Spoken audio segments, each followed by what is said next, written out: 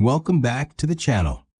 On the morning of June 3, 2011, the quiet college town of Bloomington, Indiana, woke to a new kind of unease. 20-year-old Lauren Spierer, a bright and outgoing Indiana University student, had vanished after a night out with friends. What began as a typical Friday of bars, laughter, and midnight walks turned into one of America's most haunting campus mysteries. Lauren's story is not about reckless youth or one bad decision. It is about how easily a person can disappear even in a city filled with lights, cameras, and witnesses. Surveillance footage captured her moving through downtown, barefoot, slightly unsteady, heading toward what should have been the safety of her apartment. Then, just a few hundred feet from home, the images stopped. The next frame never came. Friends said she was tired, maybe disoriented. Police traced her path, from Kilroy's sports bar to a friend's townhouse, from one short visit to another. Each stop seemed ordinary until the sequence broke. The final confirmed sighting placed her walking alone on West 11th Street around 4:30 a.m. After that, nothing. Bloomington rallied fast. Volunteers searched the woods and rivers. Posters of her smiling face covered campus walls. For weeks, the town buzzed with helicopters and media vans. The Spierer family moved temporarily to Indiana, refusing to let their daughter's name fade into another unsolved statistic. But despite thousands of tips and dozens of search warrants, every lead dissolved into silence. Rumors filled the void. Some whispered about an accidental overdose that friends tried to hide. Others insisted on an abduction, maybe by someone who followed her that night. Still others pointed to darker possibilities involving human trafficking. Each theory seemed to explain something, but never everything. Over time, the noise quieted. The posters came down, the crowds thinned, but the case did not end. It lingered an open wound for her parents, who kept pressing for the truth through lawsuits and public pleas. They have never stopped asking what happened after the cameras went dark. 14 years later, Lauren's disappearance remains officially unsolved. Yet the story continues to echo because it could have happened to anyone, a friend, a daughter, a student walking home beneath the streetlights. Her case became a mirror for every community that believes it is too safe, too small, too familiar for tragedy to strike. As we look back on that night, this is not just a retelling of a crime. It is a reminder of how fragile the line is between ordinary life and irreversible mystery. Lauren's steps through the Bloomington streets are still there, recorded, interrupted, incomplete. And somewhere within that missing piece lies the answer her family has been chasing for more than a decade. The investigation began with pixels blurry security footage stitched together from local businesses and apartment cameras. For detectives, this was the skeleton of the night. Lauren at the bar, laughing. Lauren leaving her phone and shoes behind. Lauren walking with friends, turning down familiar streets. Then, suddenly, the trail collapsed. The cameras caught her turning a corner near 11th and College Avenue around 4:30 a.m. It was the last confirmed image of her alive. From there, a few hundred yards of darkness erased her existence. Every step after that was speculation, a streetlight that flickered, a car that passed by, a neighbor who thought they saw movement near the alley. None of it solid enough to rebuild the missing minutes. Police tried to reconstruct her path second by second, matching timestamps, checking private security systems, even asking residents for doorbell footage before the technology was common. But gaps in time became gaps in understanding. And in those gaps, theories took root. Some friends claimed she wanted to walk home alone, insisting she knew the route by heart. Others suggested she might have been more impaired than they realized. The combination of alcohol, fatigue, and vulnerability painted a grim possibility that she never made it far before something irreversible happened. Still, investigators could not find evidence of a struggle. No dropped bag, no torn clothing, no trail leading away from where she was last seen. It was as if she would vanished into air, an idea both impossible and terrifying. Police expanded their search beyond the city limits. Quarries, lakes, and remote stretches of forest were combed by divers and cadaver dogs. For weeks, Bloomington's fields echoed with helicopter blades and the hum of volunteers calling her name. Yet nothing surfaced. Not a single clue that could explain how a young woman disappeared within walking distance of her apartment. The footage, or rather its absence, became symbolic not just for this case, but for the limits of modern surveillance. We live surrounded by cameras, and still, in that sliver of blind space between one lens and the next, people can disappear. Lauren's last recorded frame captures that unsettling truth. For her parents, those missing seconds became a lifelong obsession. What happened after the footage cut off? Did someone approach her? Did she collapse? Was a car waiting every anniversary? They returned to those questions, knowing the answers might be buried somewhere just beyond the edge of the screen. What remains of that night is a fragment of walk through campus streets that look unchanged, yet haunted by what is not visible. It is not just about what the cameras recorded, but about the silence that followed silence that still feels louder than anything the investigation has ever said. The disappearance of Lauren Spierer did not stay local for long. Within days, her face was everywhere: news broadcasts, Facebook pages, flyers on gas station windows across Indiana. The public reacted with urgency and disbelief. How could a young woman vanish in a college town surrounded by friends, bars, and cameras? At first, the search effort felt like a movement. Hundreds of volunteers gathered daily at Bloomington's police station and Indiana University's football field. Some combed through forests. Others handed out missing posters. Local businesses donated supplies, flashlights, bottled water, fuel for search vehicles. Even strangers from out of state drove in to help. The message was clear: someone had to know something. But as the days stretched into weeks, hope turned into speculation. And speculation, fed by online chatter, took on a life of its own. Social media became both a tool and a weapon spreading awareness, but also half-truths and accusations. People dissected Lauren's last hours as if they were scenes from a show. Every witness, every friend, became a character in an unfolding mystery. Rumors spread fast that Lauren might have overdosed at a friend's apartment. That panic led to a cover-up. That her body had been hidden somewhere outside the city.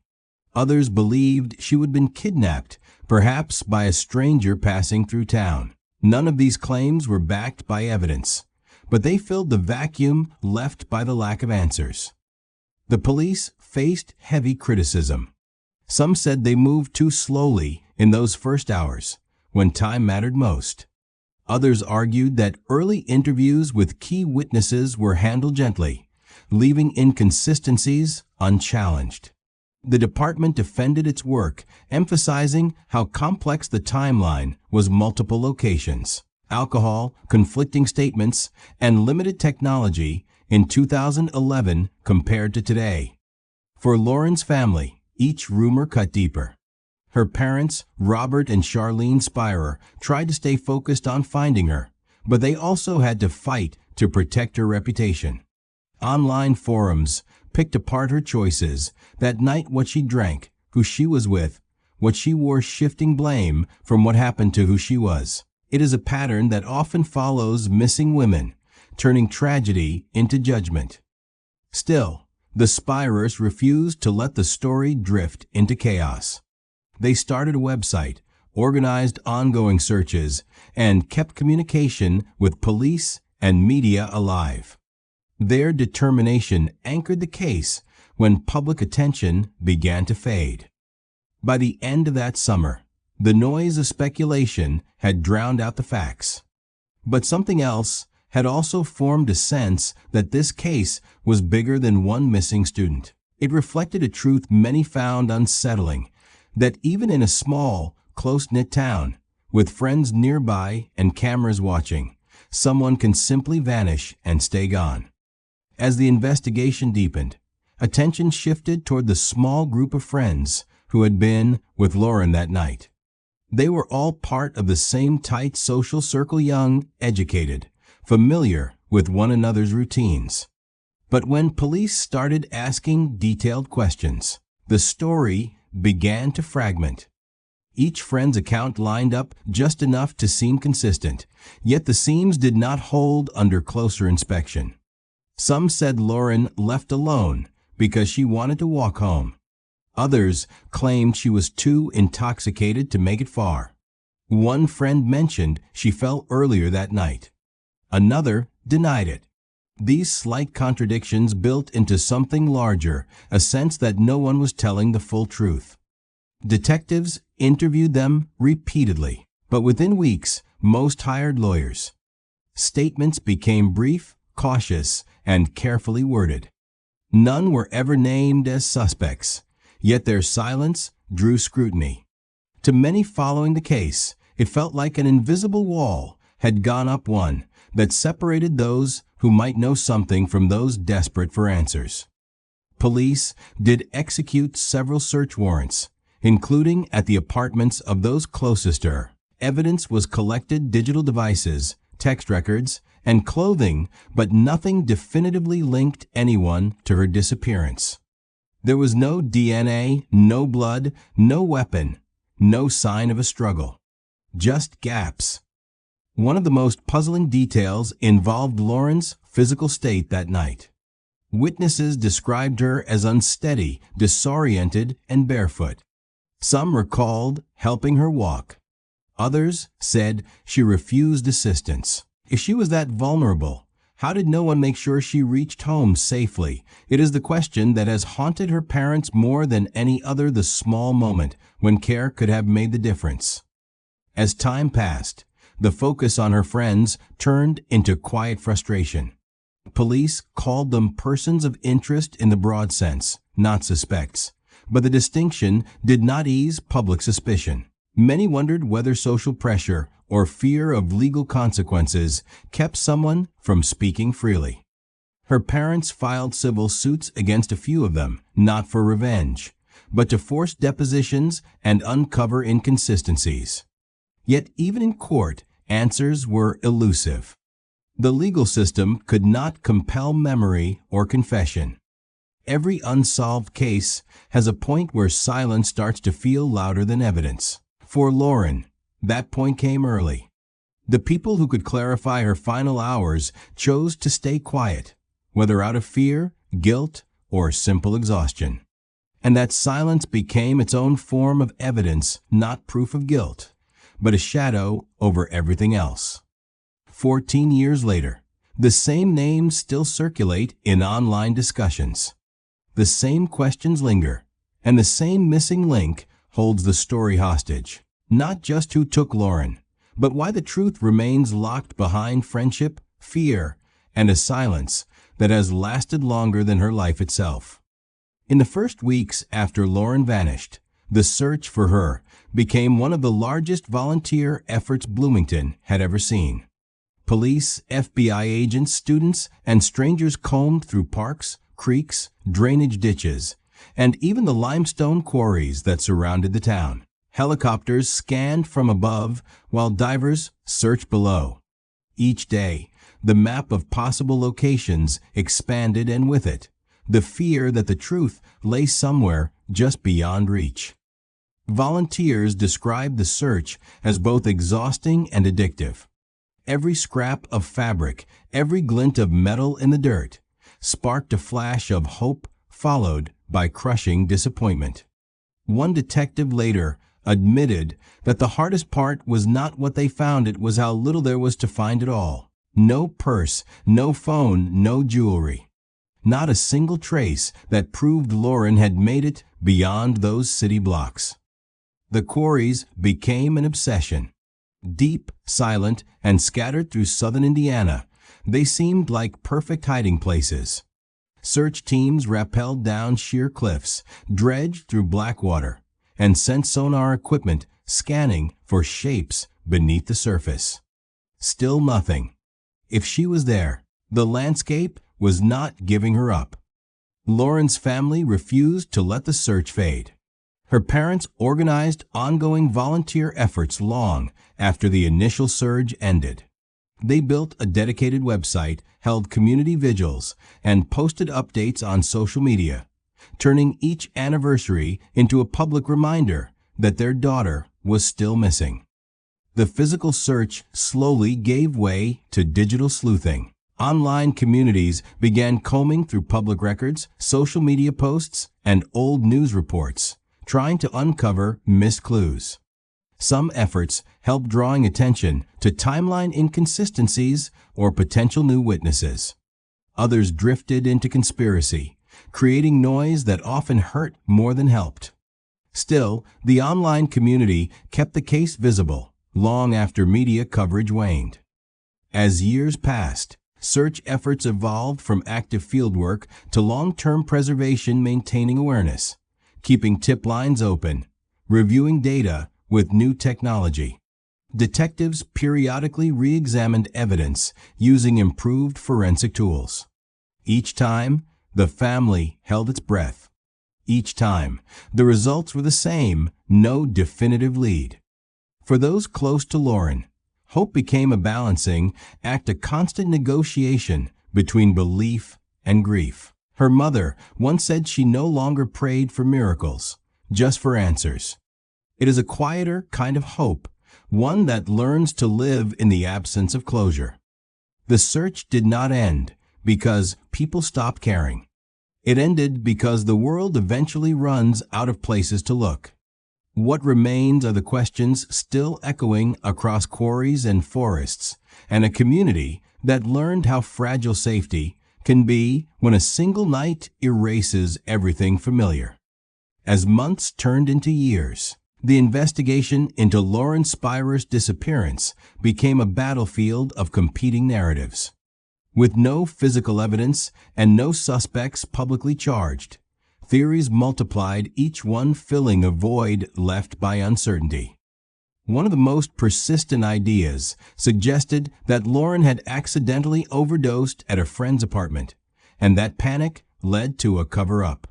Supporters of this theory pointed to her visible intoxication, conflicting witness statements, and the sudden wall of silence from those who saw her last. But investigators never confirmed any physical proof to back it up. Others believed she was abducted by a stranger, perhaps someone driving through town in the early hours of the morning.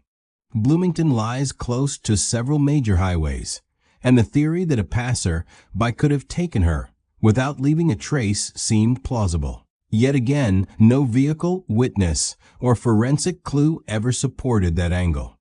Then came darker whispers, human trafficking rings, organized abduction, even serial offenders moving through Indiana at the time. These ideas caught fire online, amplified by podcasts and internet forums hungry for answers. But in the noise of speculation, credible information became harder to separate from fantasy. The police publicly discouraged these discussions, calling them distractions from real leads. But for a public desperate to understand, theories were all that remained. Each rumor carried just enough plausibility to sound real, and every new detail verified or not was shared as truth. The case became a digital campfire story, retold by strangers who had never set foot in Bloomington.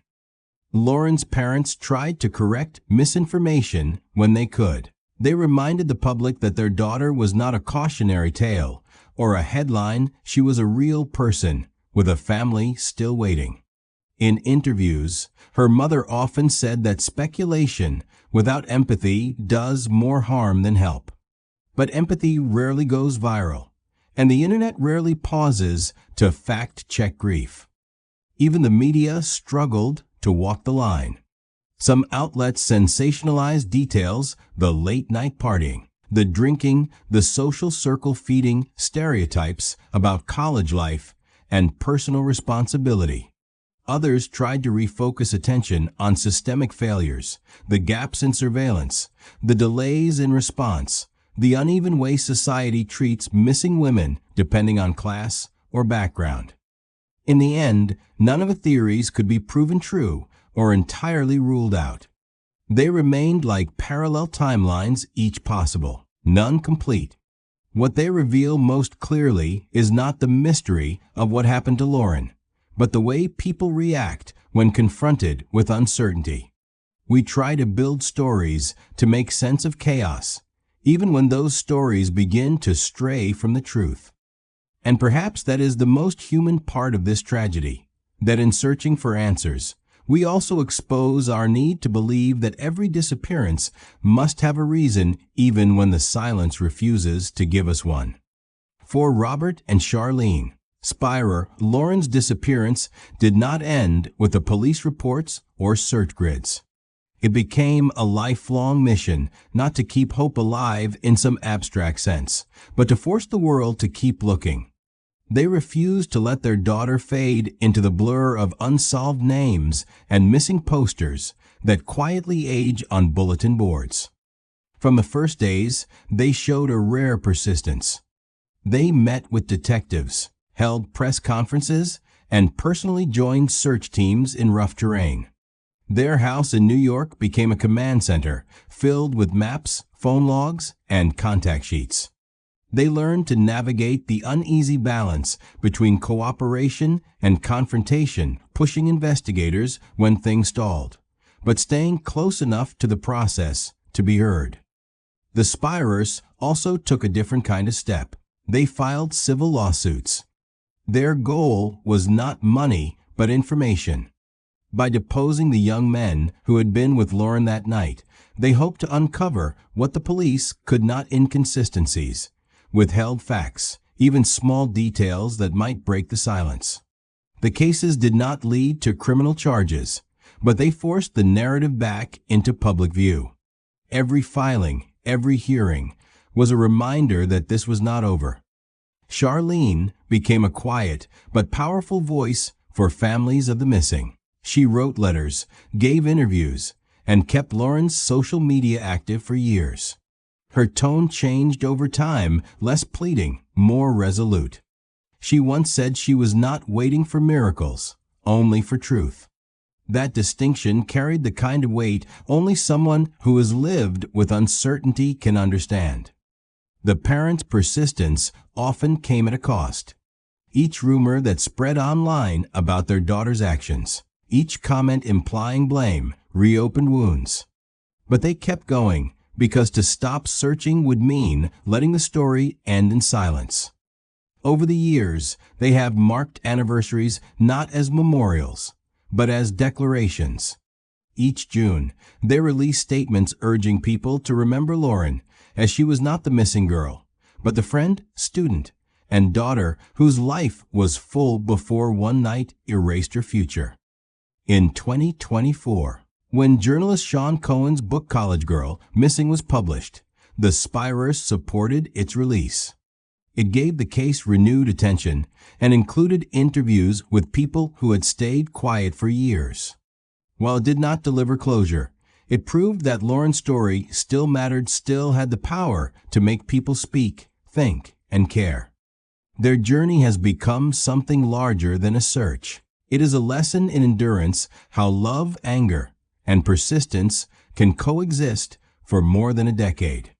The Spierers have carried that weight not because they chose to, but because the alternative was unthinkable: to let their daughter's name disappear as quietly as she did that morning in Bloomington. Even as the headlines faded and the crowds moved on, investigators never officially closed Lauren Spierer's case. Bloomington police, the FBI, and private investigators continued working quietly behind the scenes, following up on tips that trickled in month after month. Each new lead brought a flicker of energy, and each dead end, another layer of fatigue. Detectives re-interviewed witnesses, cross-checked phone records, and dug through old evidence with fresh eyes. They even sent items for retesting using newer DNA technology that had not existed in 2011. Some of the original officers retired, replaced by younger ones who inherited the mystery like an heirloom no one asked for. The files filled cabinets, but none of the contents filled in the missing minutes. Occasionally, there were hopeful bursts of activity, a body found in a nearby state, a confession from an inmate, a rumored tip. Each time, the same ritual testing, comparison, elimination. None ever matched Lauren. Police said they would rather chase 100 false leads than ignore one real one. But over the years, the search began to feel like chasing echoes. Still, the case stayed open, a rarity in itself. Bloomington police periodically released public statements to confirm that the investigation remained active. The department even brought in new detectives to look with unbiased eyes, free from the weight of early assumptions. Their findings did not change the outcome, but they ensured the story stayed on the radar of law enforcement. In 2024, the book College Girl Missing revived attention again, and that ripple reached the investigators too. New witnesses came forward, though cautiously. Some offered second-hand accounts, things they would heard or seen years earlier, but were too afraid to report. Others simply wanted to share what the case had meant to them. For police, separating fact from memory was like sorting fog. Technology has also become an unlikely ally. Analysts have re-examined digital data, GPS pings, and communication patterns using modern mapping and AI-based analysis tools. There is hope that the expanding universe of digital forensics might one day reveal a small clue missed by human eyes. But as of 2025, no breakthrough has come. The police chief continues to describe the case as active but unresolved. The Spierer family remains in steady contact with investigators, exchanging quiet updates that rarely make the news. It is the kind of persistence that runs on endurance, not adrenaline. Every few years, a journalist or podcaster breathes new life into the story, and tips rise again like waves returning to shore. Most fade back into the same silence, but the cycle continues. Because somewhere in all those pages and recordings, investigators still believe the answer exists. Maybe in a forgotten statement. Maybe in a piece of evidence that does not yet have the right technology to speak. When College Girl Missing hit shelves in 2024, it reopened wounds that never fully closed. Journalist Sean Cohen had spent years piecing together interviews, timelines, and overlooked details from people who once stayed silent. His goal was not to sensationalize the mystery, but to rebuild the human story behind it, the laughter, the friendships, and the one night that erased them. The book did not promise a revelation. Instead, it gave readers a feeling that the truth might still be reachable if the right questions were asked again. Cohen revisited familiar names, the friends, the witnesses, the early investigators, and pressed for clarity where memory had blurred. Some spoke publicly for the first time, others declined, but their absence echoed loudly. Readers responded with renewed interest. News outlets revisited the case, podcasts revived the timeline, and tip lines briefly lit up again. For the first time in years, Bloomington police received new information, small details, mostly, but enough to remind everyone that someone, somewhere, might still know what happened. Lauren's parents supported the project. They said it allowed people to see their daughter not as a headline, but as a person, a young woman who loved adventure and community. The book humanized her again, peeling back the layers of speculation that had hardened around her name. It reminded the public that this was not a cold case file. It was a family still waiting for the knock on the door that brings answers. Cohen's writing also touched on the flaws of early coverage, how news cycles reduce complex tragedies into quick narratives, how social media punishes the missing for being imperfect. By slowing the story down, he forced readers to sit with the discomfort of uncertainty instead of chasing easy villains. For the investigators, the book served as a timeline audit, a chance to test what had been said against what was on record. Some parts aligned. Others exposed quiet inconsistencies.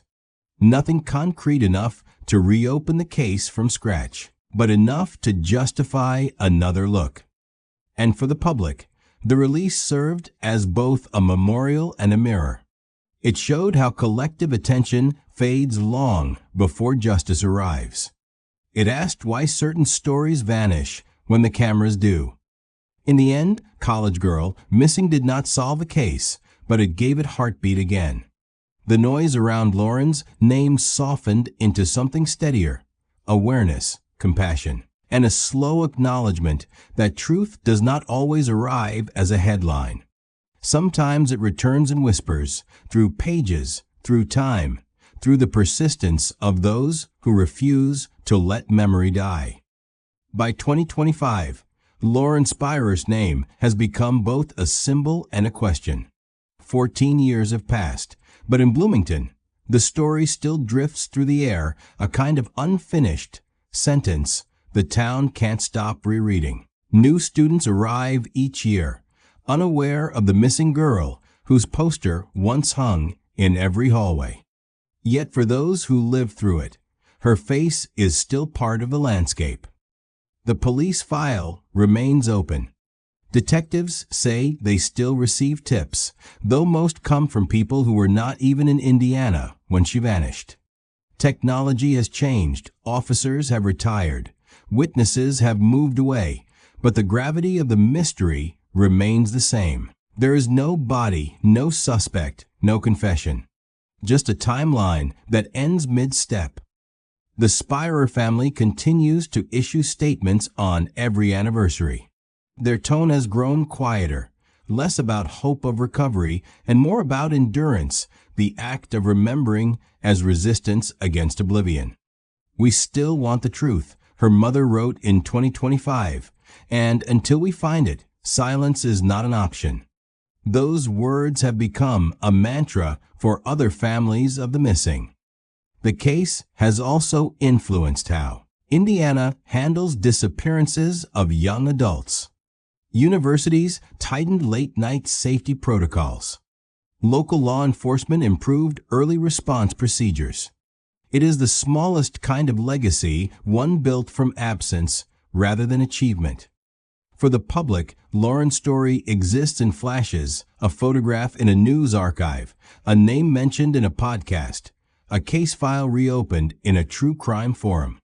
People debate theories they will never prove, quote fragments from old interviews, try to fill in the blank space between the last camera frame and the unknown.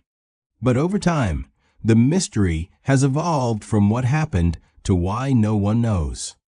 Her disappearance reshaped the town's sense of security. Bloomington, once seen as an ordinary college bubble, learned that even familiar streets can hide danger. There is something haunting in that realization, the idea that safety is not guaranteed, even among friends. Some locals still leave flowers near where she was last seen.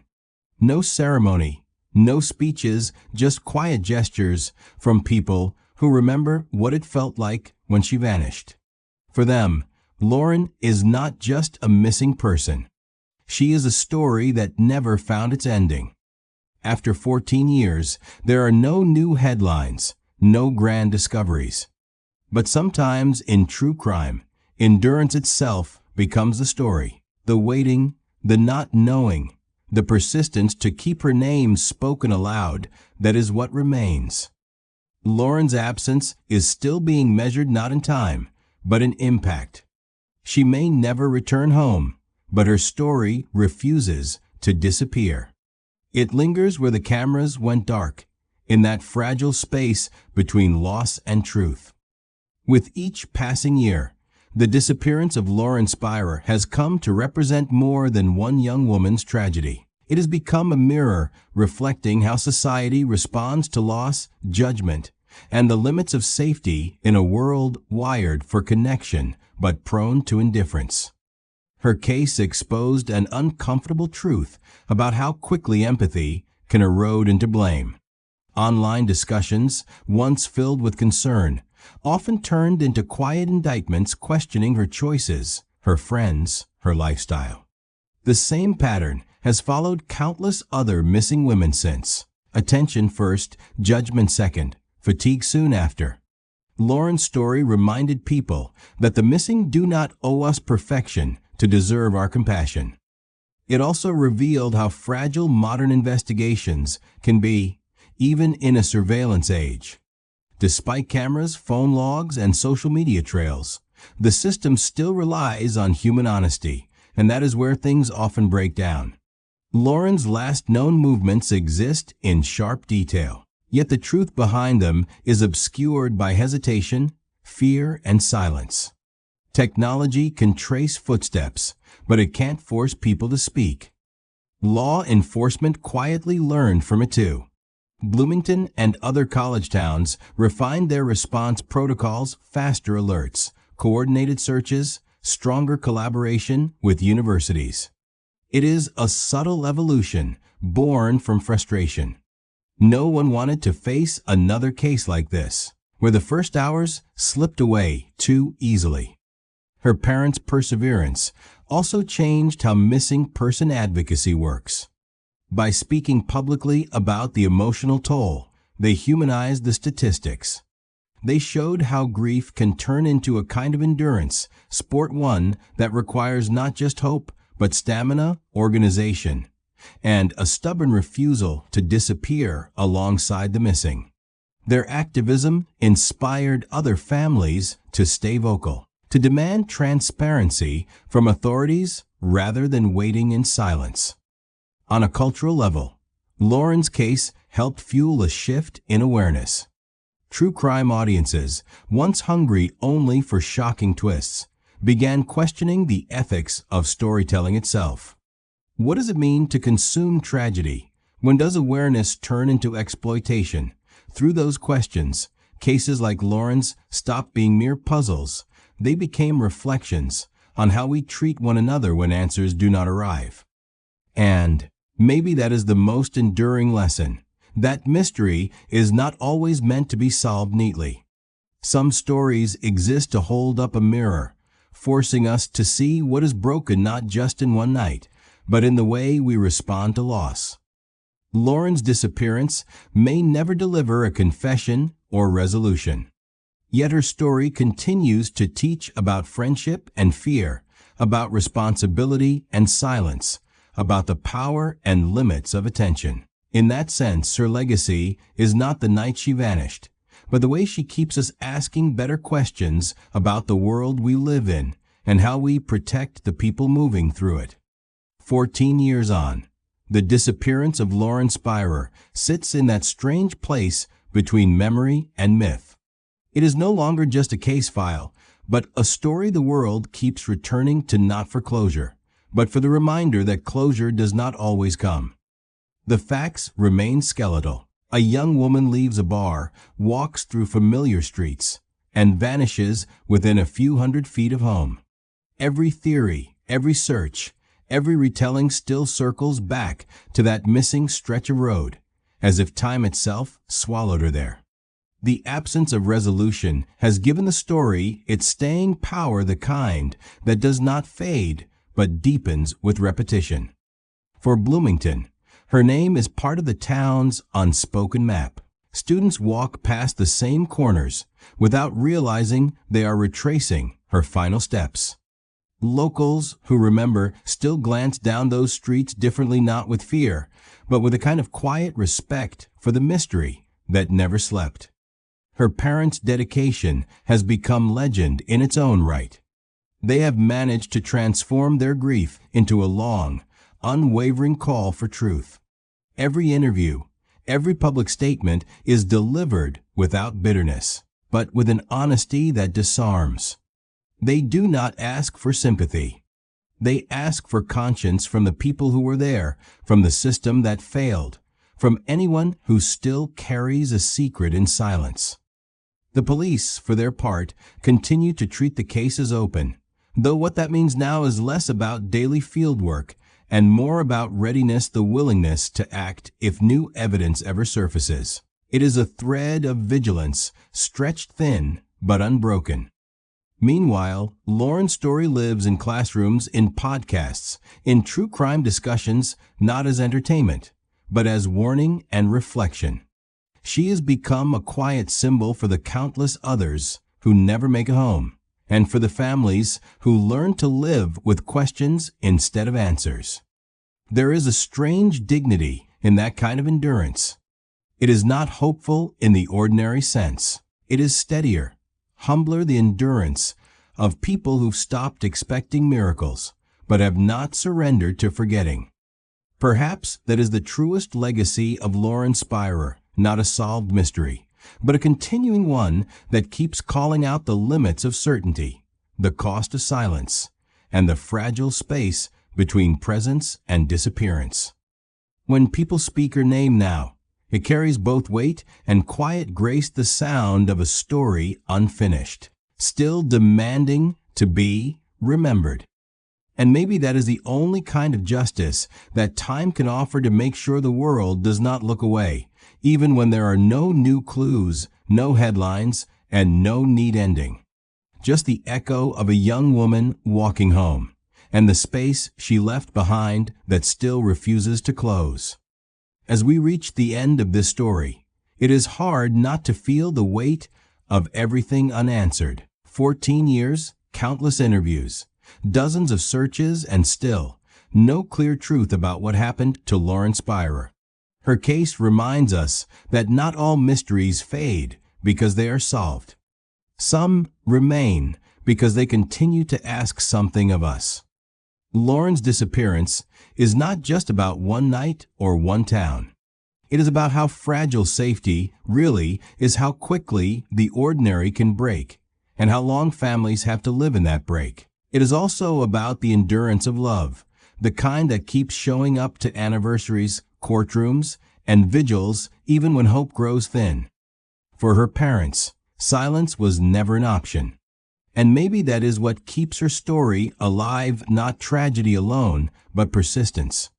The quiet refusal to let truth drown beneath time. So when you hear her name, think beyond the mystery. Think of a young woman who laughed with friends that night, who had plans, who was supposed to walk through her front door. Think of the people still searching, not for spectacle, but for peace. Because stories like this do not just ask us to listen. They ask us to care, to pay attention when someone goes missing, to speak up when something feels wrong, to notice the small details before they vanish into the dark. And maybe that is how Lauren's story continues to matter, not in how it ended, but in how it keeps reminding us that compassion is a form of justice too. Thank you for staying through this journey, for choosing patience over easy answers. If you found something meaningful in this story, share it, talk about it, keep her name alive. Until next time, take care of yourselves, look out for one another, and remember, sometimes the smallest act of attention can change everything.